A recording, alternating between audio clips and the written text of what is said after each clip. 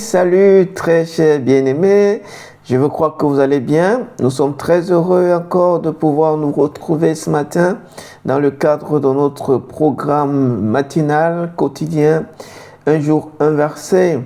Alors si vous voulez, prenons un petit moment pour bénir le nom du Seigneur. Seigneur notre Dieu, nous te bénissons, nous te rendons grâce. Nous te confions ta parole ce matin, nous prions que tu la vivifies pour nos âmes, au nom de Jésus-Christ. Amen. Amen. Amen. Alors ce matin, nous poursuivons notre partage en considérant le 20e verset du 3e chapitre du livre d'Actes des Apôtres. Alors ce matin, je nous propose encore 3 petites versions. La première, Semeur dit: alors, notez bien ce connecteur logique, valeur de conséquence ou de conclusion, de finalité. Alors, le Seigneur vous accordera des temps de repos. Et il vous enverra celui qu'il vous a destiné comme Messie, à savoir Jésus-Christ. Je reprends. Alors le Seigneur vous accordera des temps de repos et il vous enverra celui qu'il vous a destiné. Les Juifs attendaient un Messie, les Israélites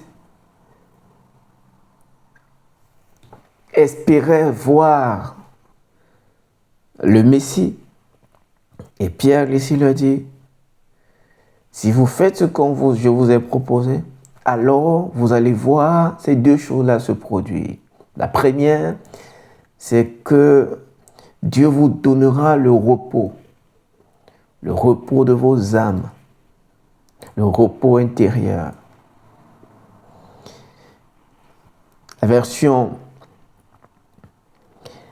Parole de vie dit: alors le Seigneur vous donnera des moments de repos et il enverra le Messie, loin de Dieu, qu'il a choisi d'avance pour vous, c'est-à-dire Jésus. Waouh! En d'autres termes, le Messie que vous attendez là, que vous n'avez pas reconnu en Jésus à travers votre haine déversée sur sa personne, eh bien, c'est ce Jésus-là. C'est lui le Messie. Vous souffrez, vous n'avez pas de paix, vous n'avez pas de repos, vous n'avez pas de quiétude intérieure.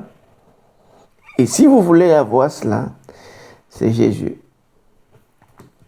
La dernière version, la version Louis II, afin que, voilà, connecteur de finalité, afin que des temps de rafraîchissement, ça veut dire qu'ils étaient en train de brûler, de cramer.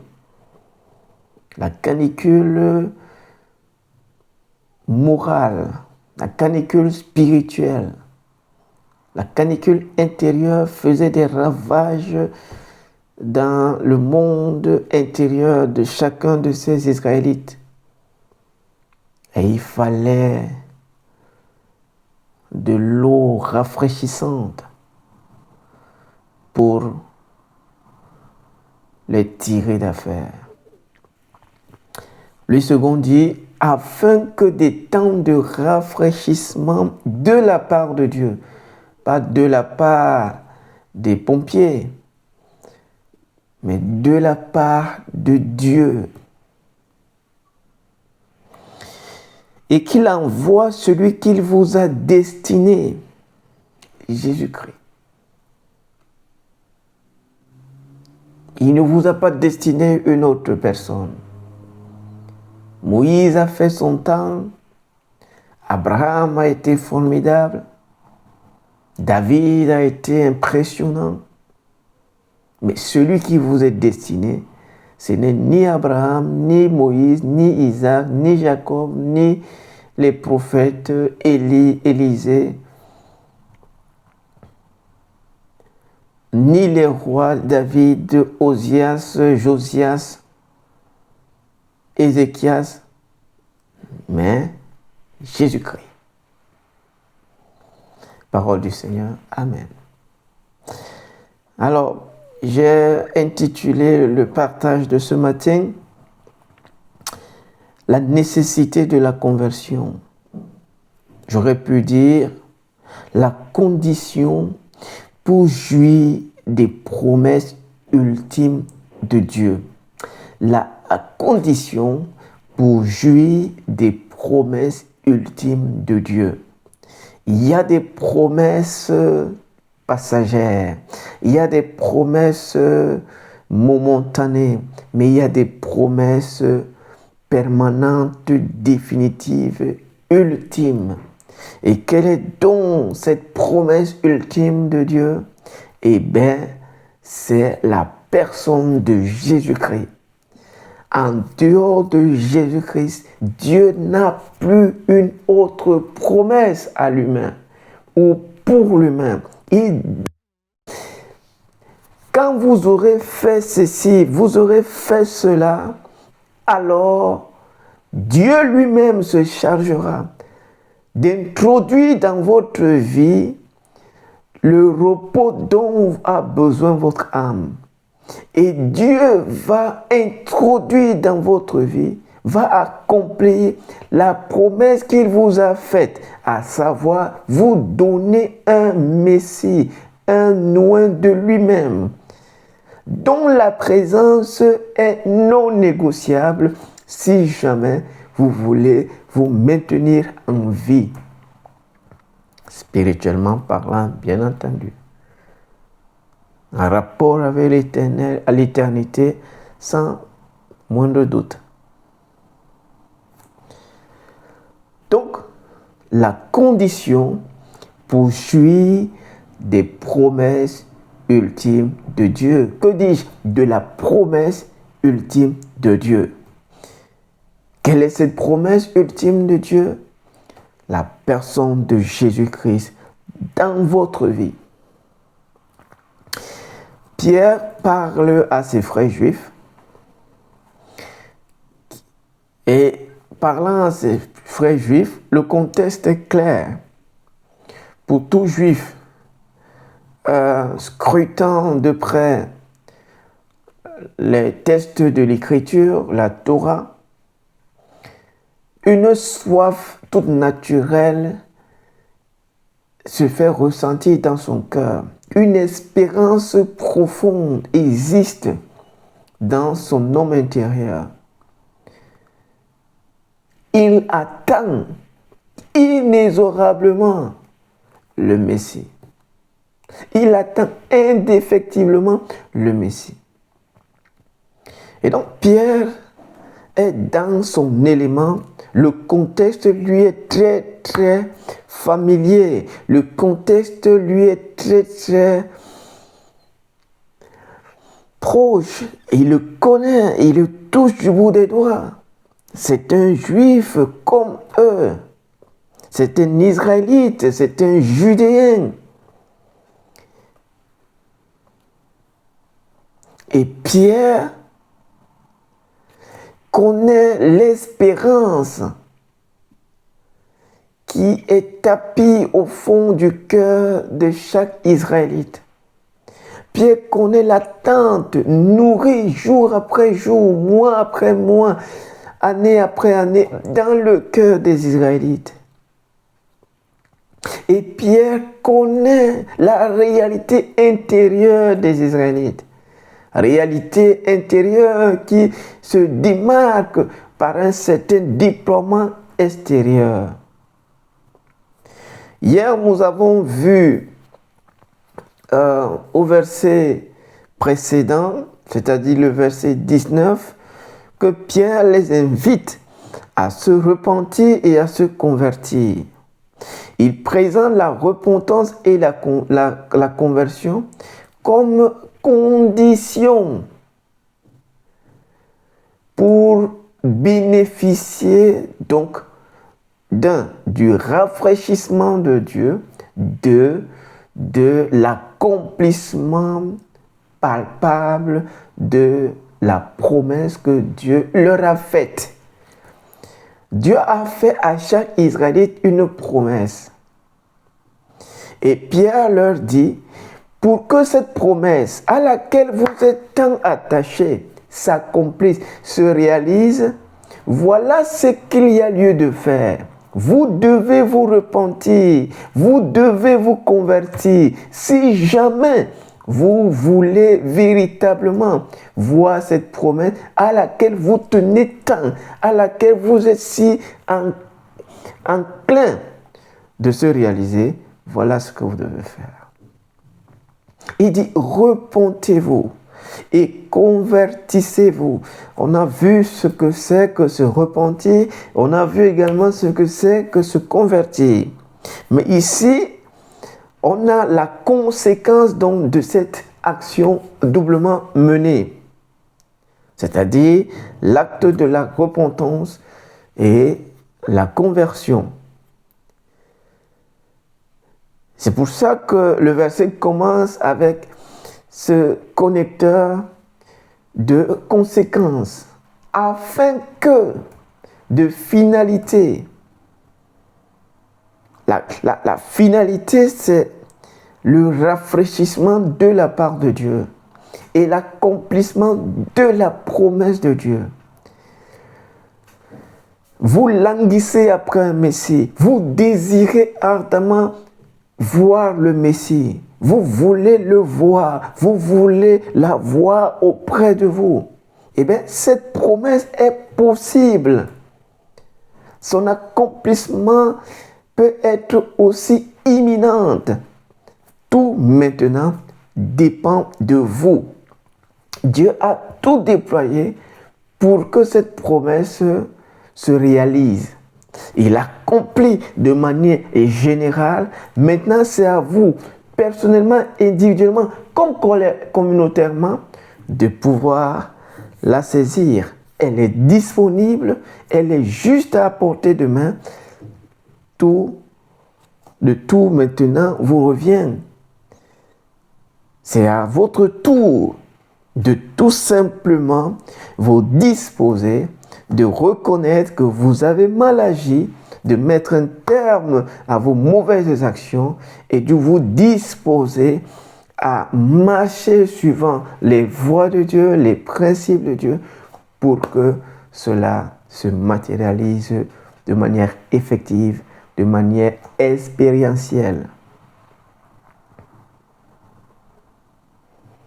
Pierre le dit, repentez-vous, alors le Seigneur se résoudra de libérer des temps de rafraîchissement, des temps de repos, des moments d'accalmie. À l'extérieur, vous donnez l'impression des gens pour qui tout va bien, chez qui tout va bien, mais à l'intérieur, c'est l'instabilité, c'est l'anxiété, c'est la dépression, c'est le feu. Pour calmer dans ce feu, vous avez besoin de l'eau de Dieu, pas de l'eau humaine, mais de l'eau de Dieu. Et donc Pierre place là devant eux et pour qu'ils comprennent donc la nécessité de ces repentances, la nécessité de ces conversions, Pierre leur dit, je ne vous dis pas de faire cette chose pour vous fatiguer, pour vous déranger. Il y a un but attaché à cette action. Il y a quelque chose de sérieux, de merveilleux attaché à cette action. Si vous posez cette action, voilà ce qui va vous arriver. Si vous agissez tel que je vous l'instruis, voilà les bénéfices que vous allez récolter. Voilà la grâce qui va vous parvenir. Pierre est vraiment dans la persuasion, effectivement, pas du politiquement correct, mais il place devant eux la vérité de l'évangile pour que ceux-ci en voient la beauté et en tombent amoureux. Il va donc leur dire, si vous vous repentez, si vous vous convertissez, Dieu vous donnera le repos. Dieu accomplira à votre égard la promesse qu'il vous a faite, à savoir vous envoyer dans vos cœurs, dans vos vies, le Messie, c'est-à-dire Jésus-Christ. Alors ce matin, j'aimerais juste nous partager quelques pensées, vite fait. Premièrement, la conversion est nécessaire parce que c'est grâce à elle que Dieu libère ses grâces bénéfiques. Et c'est ce que Pierre essaye de dire ici. La conversion, elle est nécessaire. La repentance, elle est nécessaire parce que c'est grâce à elle que Dieu se déploie. En fait, Dieu ne bouge que quand l'humain va dans la direction qui lui intime somme de suivre. La repentance fait bouger Dieu. La conversion fait bouger Dieu. La conversion oblige Dieu, entre guillemets, d'agir. Celui qui se repent, celui qui se convertit, Dieu ne peut qu'agir. Dieu répond à l'action humaine qui va dans le sens qu'il a indiqué. Repentez-vous, convertissez-vous, alors Dieu ne peut que vous accorder ce qui correspond à l'acte que vous avez posé, à savoir le repos et le Messie donné, accordé. Donc, la conversion est nécessaire, la repentance est nécessaire parce que c'est au moyen d'elle que Dieu se déploie pour faire du bien à l'humain. Et donc, sans la repentance et la conversion, on ne peut pas recevoir Jésus-Christ. Il dit, repentez-vous, convertissez-vous, afin que Dieu vous donne Jésus. Donc, si on ne se repent pas, si on ne se convertit pas, il est impossible de recevoir Jésus-Christ. Vous ne pouvez pas recevoir Jésus-Christ sans la repentance et sans la conversion. Jésus-Christ, ce n'est pas une adhésion mentale. Ça ne marche pas. Oui, vous pouvez avoir une information au sujet de Jésus. Ça ne fait pas de vous pour autant une personne convertie ou un enfant de Dieu. Vous n'êtes pas enfant de Dieu parce que vous avez une information au sujet de Jésus. Vous êtes enfant de Dieu parce que vous vous êtes repenti et vous vous êtes converti. C'est la conversion qui introduit la personne de Christ dans votre vie. C'est la repentance qui introduit la personne de Christ dans votre vie. Sans la repentance et la conversion, pas de Christ Jésus dans votre vie. Si vous ne vous repentez pas, si vous ne vous convertissez pas, Christ ne viendra pas. Dieu ne l'enverra pas.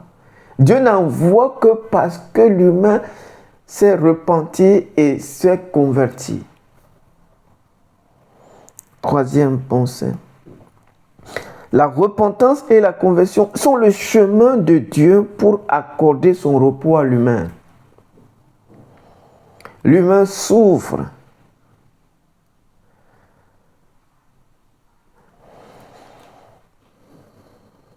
Il mange à sa faim, mais il souffre. Il a l'argent en banque, mais il souffre. Qu'est-ce qui va donc combler cette souffrance? Eh bien, Dieu a l'eau divine qui comble la soif humaine. Sans la repentance donc et sans la conversion, qui constitue le chemin de Dieu, c'est-à-dire c'est Dieu lui-même qui a établi ce chemin, qui a tracé ce chemin. Il dit, si vous voulez accéder au repos que je donne, vous devez passer par la repentance et la conversion. C'est la conversion qui vous donne accès au repos de Dieu. C'est la repentance et la conversion qui vous donnent accès parce que elle constitue un chemin qui donne accès donc à ce repos.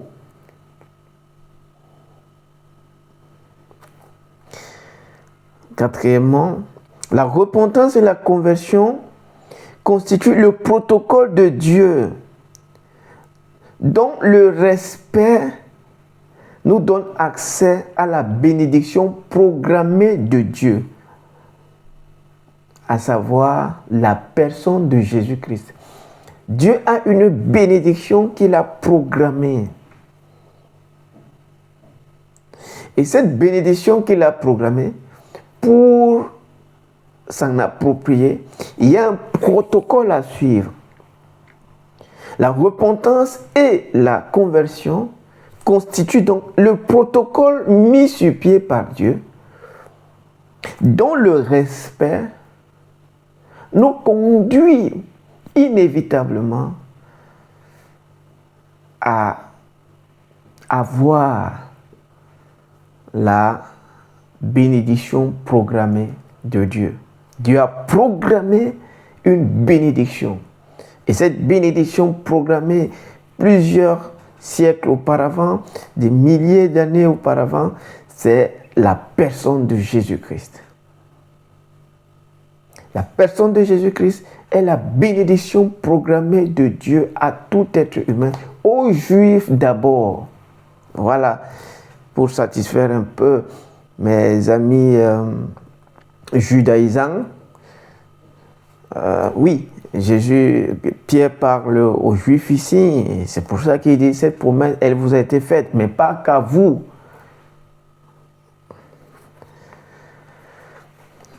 À toutes les nations. Mais à vous d'abord.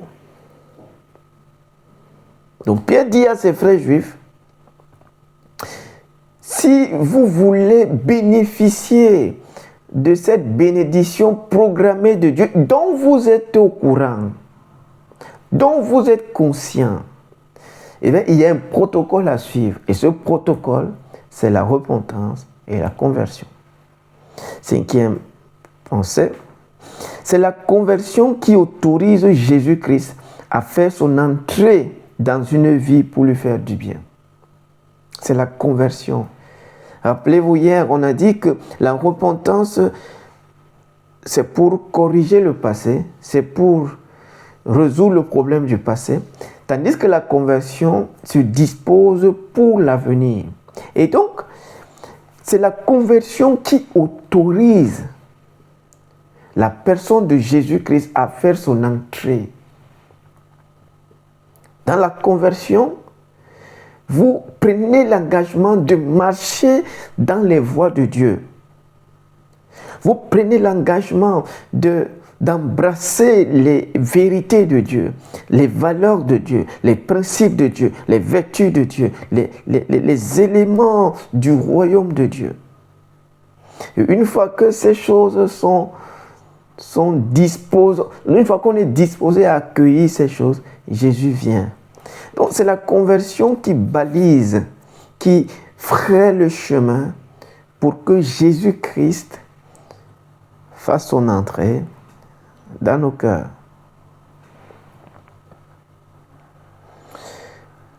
Sans Jésus-Christ, sixième pensée, la vie est tumultueuse, instable et incertaine.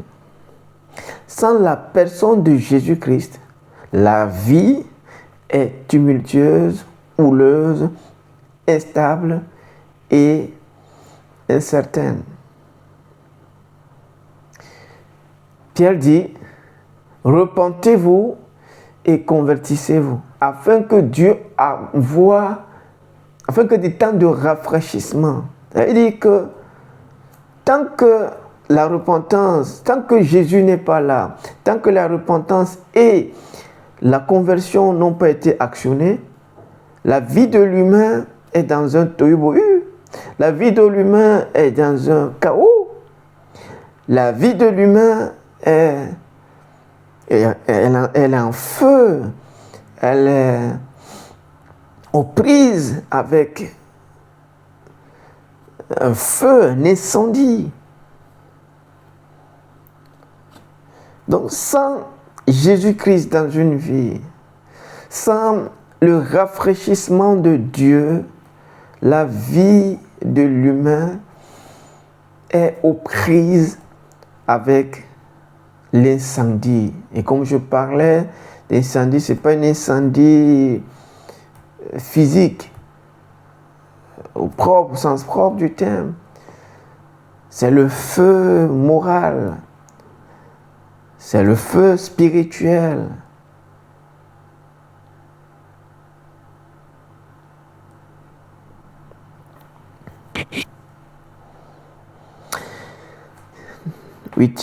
Septième chose, chaque cœur est vide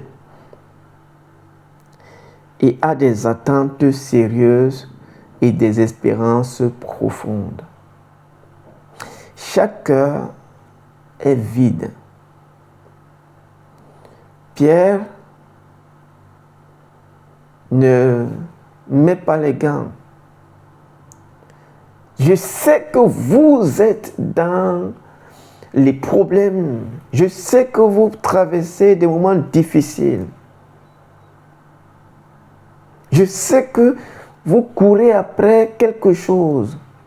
Je sais aussi que vous avez des attentes. Moi-même, j'ai ces attentes-là, ou j'avais ces attentes. Pas étonnant que quand Jésus-Christ ressuscite, on l'a vu dans Acte chapitre 1, verset 9. Pierre dit, maintenant que tu es ressuscité, est-ce que c'est alors que Israël va retrouver sa gloire? Israël en tant que peuple, en tant que nation, va dominer le monde, va exercer un impérium sur toutes les nations du monde. Donc Pierre avait des attentes. Et le Seigneur Jésus lui dit, mon cher ami, tes attentes sont bonnes, mais elles ne sont pas, c'est pas ça que je suis venu donner. Il y a d'autres attentes. L'attente que j'apporte, c'est l'attente c'est l'attente du besoin du cœur. Oui, Jésus reviendra durant son règne millénaire sur la terre. Les Juifs le verront. Mais on est d'accord, ce n'est pas à ces Juifs du moment-là, au premier siècle de notre ère, à qui il parle du retour millénaire de Christ. Même s'il sous-entend cela, même s'il le dit pour les Juifs d'aujourd'hui, de se préparer pour le retour et se préparer pour le règne millénaire de Christ. C'est une information qu'ils doivent savoir. Mais pour l'heure, au moment où Pierre parle, ce n'est pas pour nourrir la pensée au sujet du millénium de Christ sur la terre.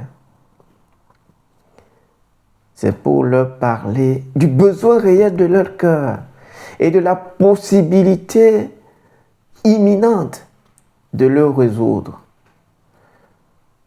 Pierre est conscient du vide dans le cœur. Pierre est conscient des attentes dans le cœur de ces Israélites.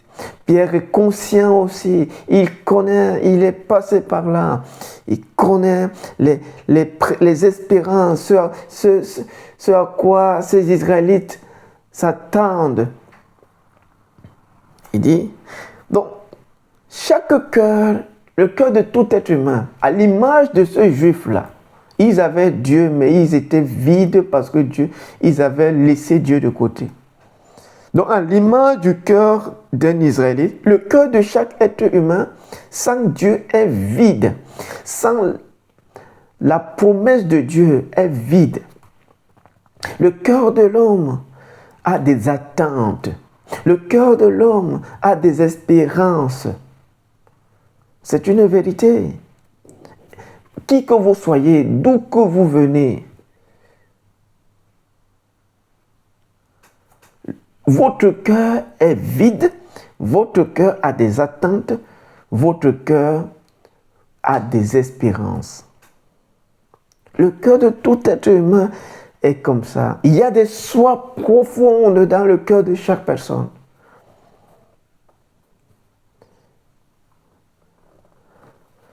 Pierre dit, Dieu vous donnera des temps de rafraîchissement. C'est parce qu'effectivement, il est conscient de ce que les Israélites vivent pour leur.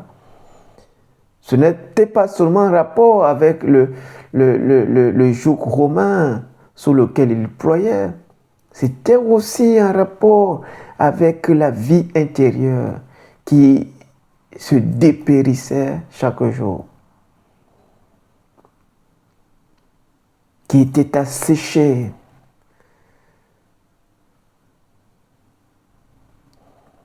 qui était altérée, qui était déshydratée.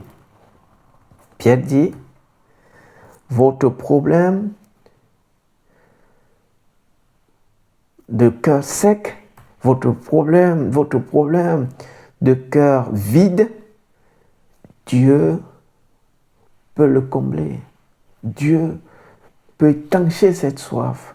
Dieu peut étouffer ce feu et produire la fraîcheur et envoyer la fraîcheur dans votre homme intérieur, dans votre vie. Oui, sans Jésus-Christ, donc Jésus-Christ est l'objet de l'attente de tout cœur. Chacun attend quelque chose, mais plusieurs ne savent même pas l'attente ultime de leur cœur. Eh bien, cette attente ultime-là, on met souvent des choses, pas étonnant. Parfois, on met un mari, et une fois qu'on est marié, alors, bien entendu, le mariage apporte un certain bonheur. Mais on sait que ce n'est pas que cela. On formule des attentes, on formule des attentes, on formule des attentes. Jésus-Christ est l'attente ultime de tout cœur.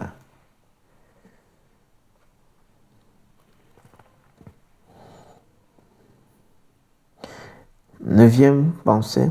Jésus-Christ est l'aboutissement et est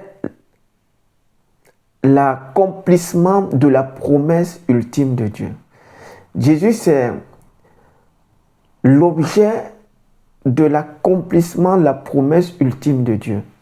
C'est-à-dire la toute dernière promesse, la promesse la plus grande, la plus excellente que Dieu ait faite à l'humain, c'est Jésus-Christ.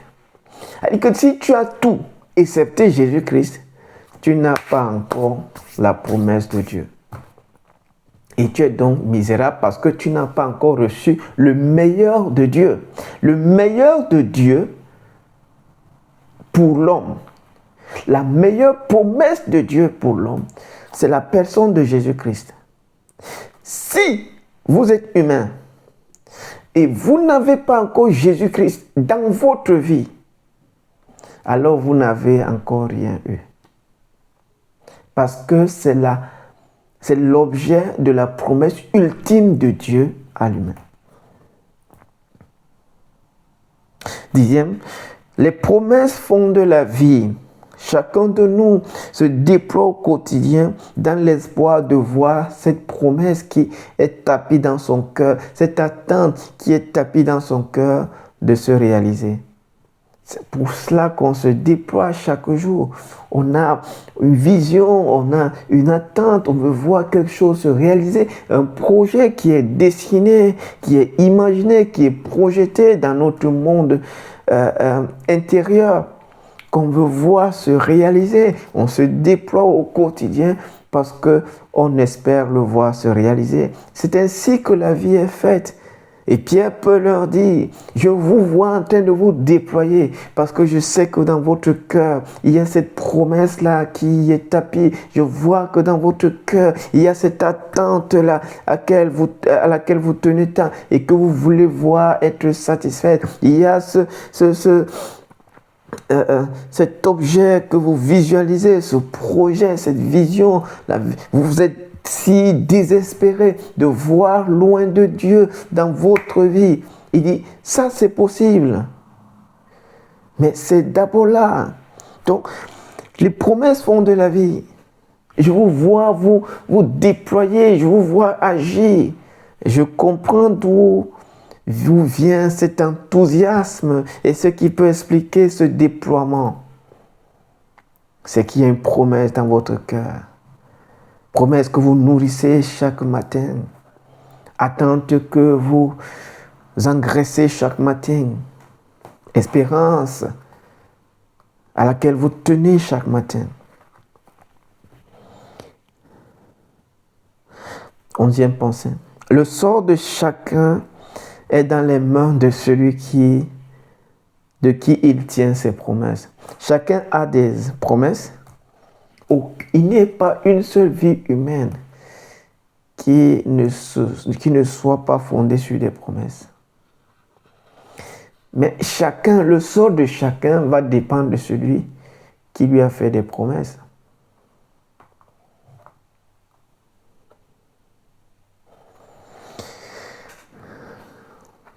Cette vision après laquelle tu cours, qui te l'a donnée?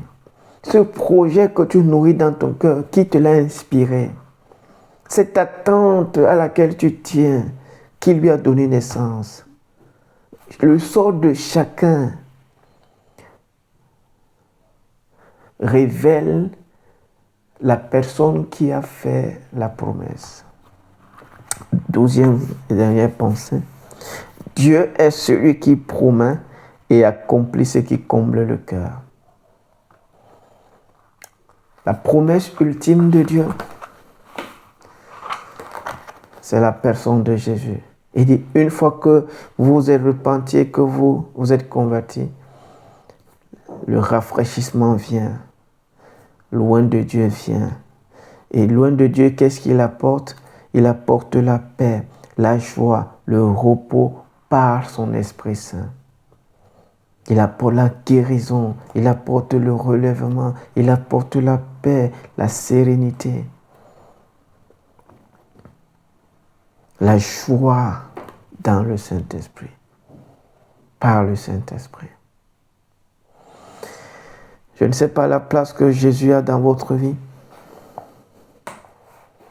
mais ce matin, vous pouvez vous ouvrir à lui par la repentance et la conversion. Et je puis vous garantir que vous verrez ce rafraîchissement de Dieu vous inonder et la personne de Jésus-Christ, la promesse ultime de Dieu, vous être accordée là où vous êtes. Alors si c'est le cas, priez un instant avec moi. Père, merci pour ta promesse ultime qui est celle de la personne de Jésus-Christ. Tu connais les soifs de mon cœur.